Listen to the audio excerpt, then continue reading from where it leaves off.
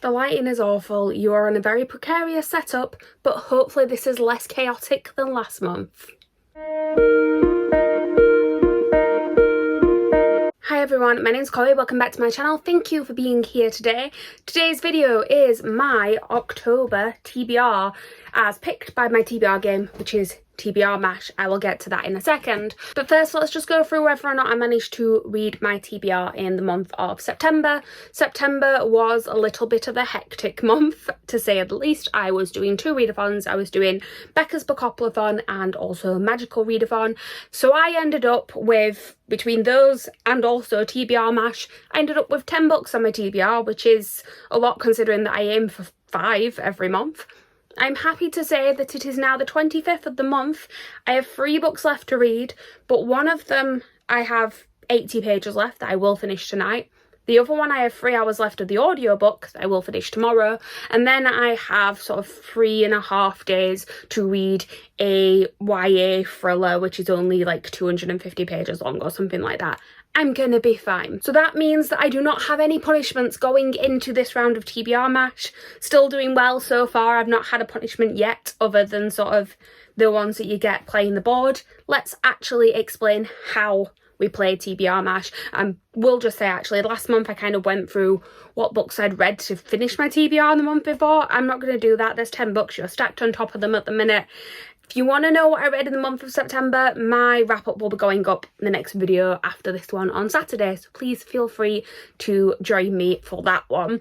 But yes, TBR Mash is, for anyone who is new here, I will link a playlist down below with all of the previous versions of this game. It is basically my TBR game, which is inspired by the childhood teenage game of M.A.S.H, which you would normally use to predict your life. I'm using it to dictate my reading life. So usually you would put sort of categories of things like the house you're going to live in and also who you're going to get married to and how many kids you're going to have and all of that sort of jazz, and you would pick a number to work your way around the board, eliminating things as you go till you're left with only one in each category, and that is your life. The way that I have it, I have prompts in each of these cards. I use a random number generator to work my way around. When there is one left in each category, that is the prompt that I pick for the month. And then I also have MASH in the middle. So MASH in the game stands for mansion, apartment, shack, house. So for me, a mansion is a big book, an apartment is a small book, shack is a book I've been putting off, and house is a mood read because it's nice and comfortable. I think that is everything other than the couple of punishments that can come up. So there is a +1 card, well there are 2 actually, 2 +1 cards hidden somewhere in these prompts. If I pick one of those, I have to pick an extra prompt. I also have colours on each of the prompts, and if I have the same colour twice, I do have to pick an extra one as well, which is what this row is for here. This is for if any extras come up. Right, I think that is everything that you need to know. It makes more sense when you watch me do it. I'm going to grab my random number generator and let's get started because I really want to know what I'm going to read. I loved my reading last month. Spoiler alert for the wrap up, but I really did love my reading last month and I'm hoping to carry that on through October. Actually, I always do this. I always say let's get started and then remember something else. I need to tell you if I am doing any readathons this month. I'm not, unfortunately. I was hoping to join in with Spoopathon, but I just know that where I'm at the minute, I am not in a good place to pick up another readathon straight after doing the 2 in September. It would potentially put me into a slump and I just don't want to do that. So I'm going to be joining in sort of like the spooky vibes and things like that of the month, hopefully, if the right prompts come up, but I'm not actually going to be doing a set readathon. I am also not, as far as I know, participating in any sort of, I'm not planning on watching any of the live shows and participating in any sort of read-alongs of anything. So as far as I know, I have free reign as long as the prompts come up. There are a couple of things that I desperately want to fit on my TBR. There's a couple of new releases. There's also a series that I've started reading. There's also a series that I've started reading now that I would really like to pick up the next book in, but we will see how the board plays.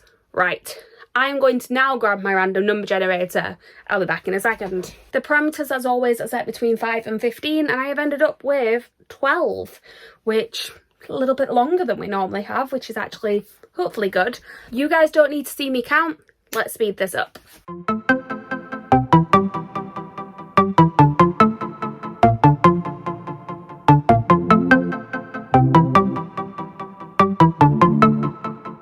we have our first prompt. Let's see what it is. Ooh, so this one is colour. So colour can mean a number of different things. I could use it as the colour that I'm wearing at the minute. I could just pick a book based on my favourite colour. Could use the last colour of the book that I read. I'm thinking basically every month, if this comes up, I have a different thing in mind. The first time I use it, I was planning to just sort of randomly generate a colour and pick a book that matches that. So let me grab my trusty computer again. I'll be back in a second. So I wasn't sure if a random colour generator was a thing, but I have searched for it and there is literally a website that when you click on it, it just brings up a random colour. So we have pink. I do not know many pink books.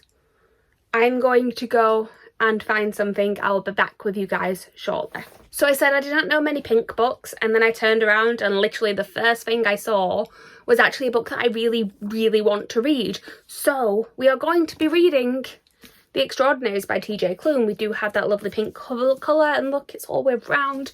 This definitely matches the colour that came up on there.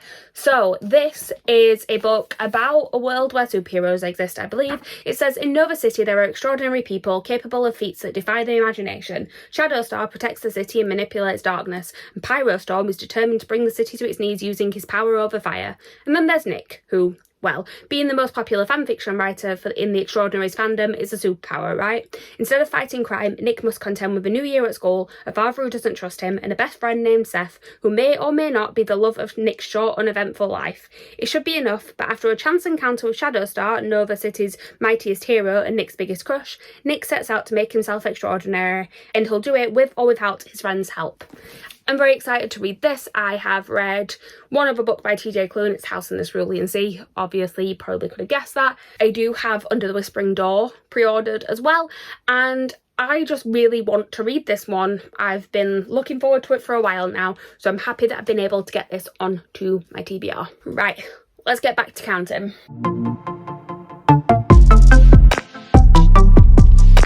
We have our second prompt.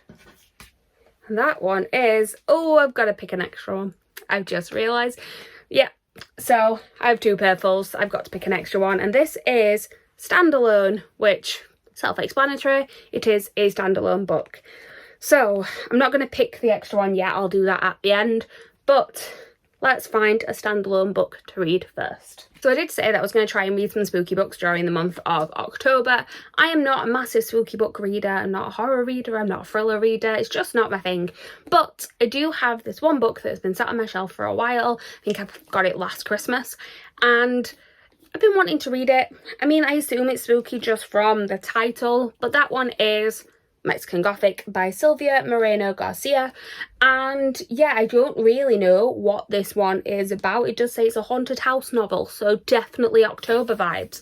But let me read you, oh actually I'm not reading you that entire synopsis because that is long, but it says that it is a reimagining of Gothic fantasy in which a young socialite discovers the haunting secrets of a beautiful old mansion in 1950s Mexico.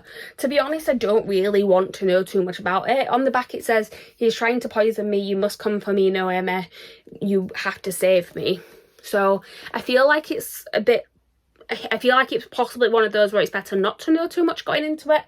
But I have heard good things about this one. I've heard good things about this author in general. So I'm excited to read this. It is also fairly short, which is good for a genre that is not my usual, because hopefully I won't sort of get too bogged down in it. I find if it's a bigger chunky book when it's not my usual sort of read, it's a bit harder. So yeah, I'm actually excited to read this. I'm glad that I was able to get something out of my comfort zone on this sort of spooky, hopefully a little bit TBR. And now we are back to counting. We have our next prompt. And that is, why are they all purple this month? I will say that when I get to 3, it doesn't mean that I have to pick another extra one. It only happens once. But that is New Release, which I already know I'm not going to run away and grab it because I know exactly what this is going to be. And I will insert a picture here because my copy hasn't arrived yet. But it is Once Upon a Broken Heart by Stephanie Garber. So I'm not going to go into the synopsis of this one because it is actually a new series set in the same world as her Caraval series. and I don't want to go into the synopsis because I'm worried it might spoil it for anyone who hasn't read Caraval. But I read Caraval when it first came out. I bought the first one on a whim. I basically saw it for £5 on Amazon for the hardback and thought, yes, I'll order that. Managed to get it when they still had the hidden covers underneath the front, and I really enjoyed it. I found it really captivating. I read it in basically one day and then ordered the second and third on release, and I'm very excited for this one. It follows a character that intrigued me a lot in the original series. I do believe you don't have to have read it to carry on with it, but it does spoil things for Caraval if you haven't read it. I know a couple of people that have read the arc of this. I literally was talking to Becca and Liv today, and they've both read the arc and they both really, really loved it. They both gave it 5 stars, I believe. So I'm very excited to read it, and my copy should be arriving within the next week. So perfect one to get on for new release. Back to counting to pick between these last two. Well, I say last two, but we all know I've got to pick an extra one in a minute. And let's see what this one is. Okay. Haha, Unhaul. This is actually pretty good because basically for anyone who hasn't seen some of my more recent videos, I have recently put up a These Books Will Self-Destruct video.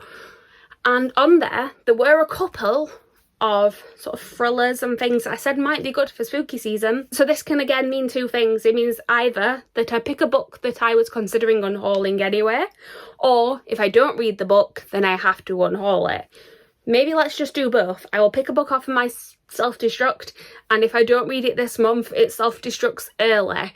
I do know which one I want to pick, so I'm going to go and grab it. I'll be back in a second. So the book I'm going to be reading for this is A Danger to Herself and Others by Alyssa Scheinmel. So this one was one I picked up on a whim in Waterstones. It was on a buy one get one half price offer, but the back of it sounded intriguing. It's basically about a girl who's sent to a treatment facility because she is deemed to be a danger to herself and others, and while she's there she gets a new roommate and she kind of decides to mess with her head a little bit. But then things get revealed about some secrets that she's been hiding about what actually happened to land her in this treatment facility in the first place. Don't know anything else about it because, again, it should be one of those I'm guessing that you don't know too much about going in. I've just read the blurb and that's it. I haven't heard of anyone who's read this book, so I have no idea if the reviews are good or bad. I haven't looked at it on Goodreads, but it intrigued me when I picked it up and I put it on my self-destruct list.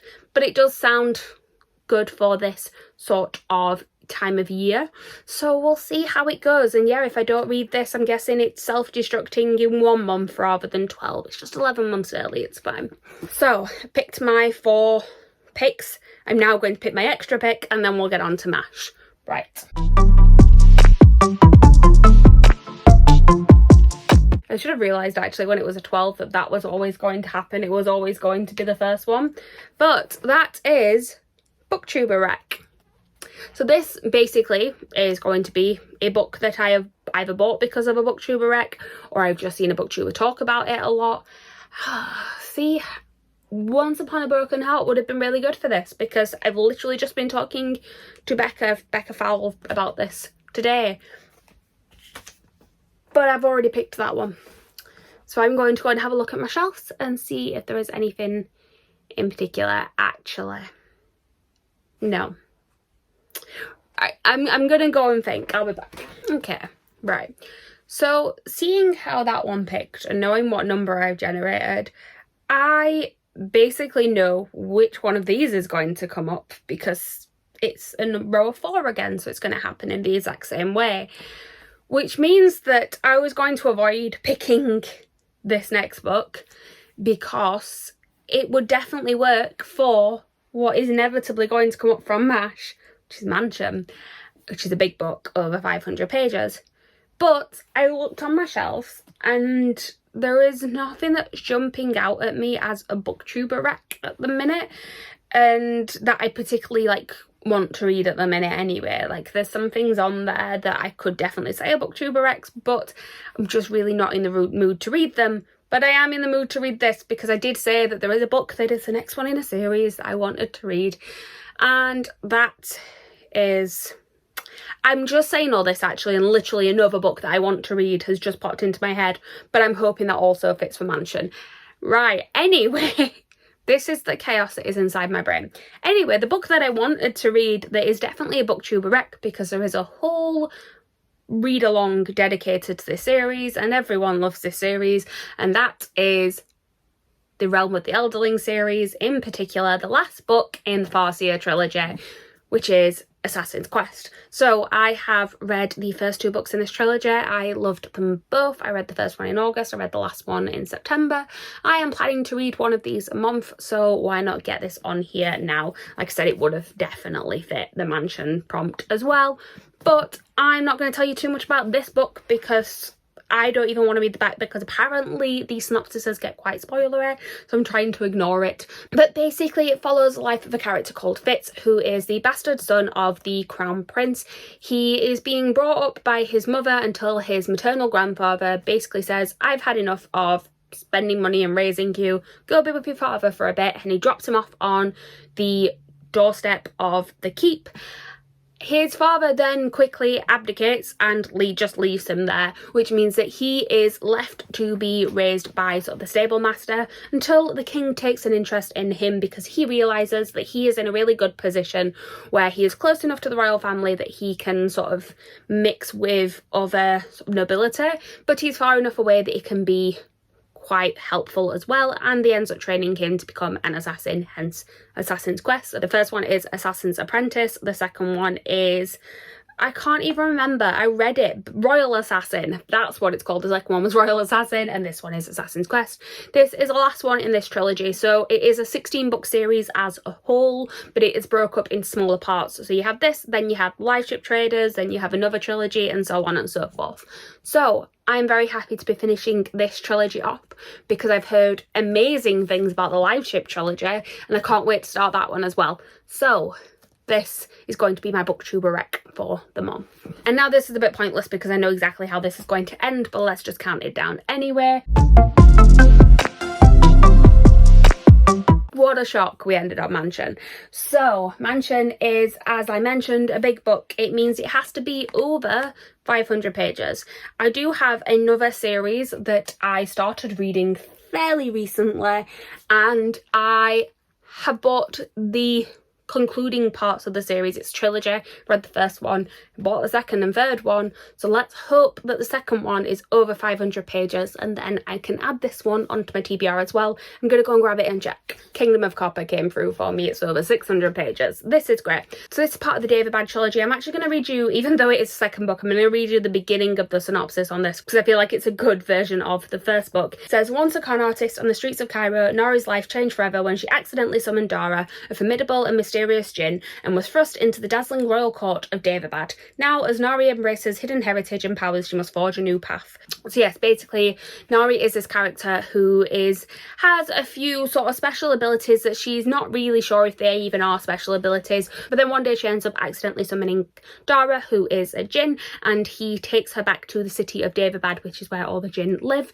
and she finds out a little bit more about sort of why she has the abilities that she has and sort of what is going on in that world. It's quite heavy on politics. It was an enjoyable read. I gave it 4 stars. I didn't love it enough to give it a 5 stars. I felt like once I got into it, I really enjoyed it, but it took a little bit of a time for me to actually enjoy it in the first place.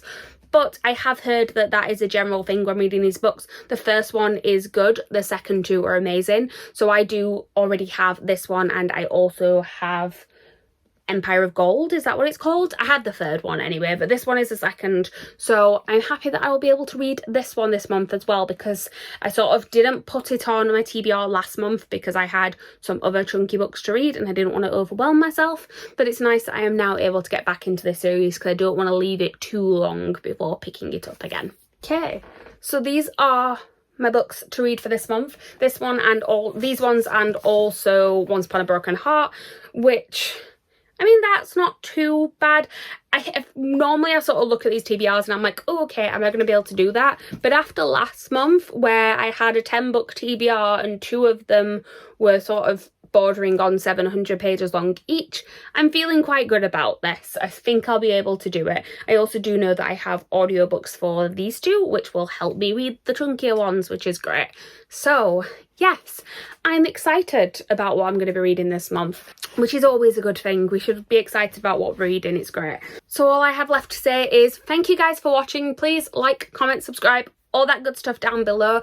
Please let me know what you're planning on reading during the month of October. I'm guessing a lot of people's TBRs are more spooky than mine is. It's just not my thing, but I managed to get a couple on there. But yeah, I will see you guys next time with a new video. Bye.